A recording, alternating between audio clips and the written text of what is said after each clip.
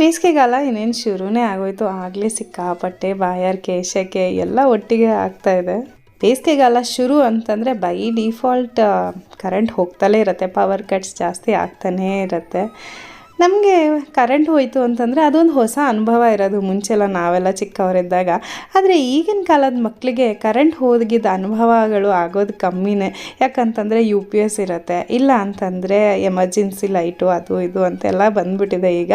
ಹಾಗಾಗಿ ಆ ಪೂರ್ತಿ ಕತ್ಲೆಯಲ್ಲಿ ಇರೋ ಅಂಥ ಒಂದು ಅನುಭವನೇ ಈಗಿನ ಕಾಲದ ಮಕ್ಕಳು ಎಕ್ಸ್ಪೀರಿಯೆನ್ಸ್ ಮಾಡೋದು ಕಮ್ಮಿ ಅನಿಸುತ್ತೆ. ಸಣ್ಣವರಿದ್ದಾಗಂತೂ ಈ ಥರ ಕತ್ಲಾಯಿತು, ಕರೆಂಟ್ ಹೋಯಿತು ಅಂದ ತಕ್ಷಣ ಎಲ್ಲರೂ ಖುಷಿ. ಅಕ್ಕಪಕ್ಕದ ಮಕ್ಕಳೆಲ್ಲ ಸೇರಿಕೊಂಡು ಏನಾದರೂ ಆಟ ಆಡ್ತಿದ್ವಿ, ಇಲ್ಲ ಅಂತಂದರೆ ಒಟ್ಟಾಗಿ ಕೂತ್ಕೊಂಡು ಅದು ಇದು ಕತೆಗಳು ಹೇಳ್ಕೊಳ್ತಾ ಇದ್ವಿ.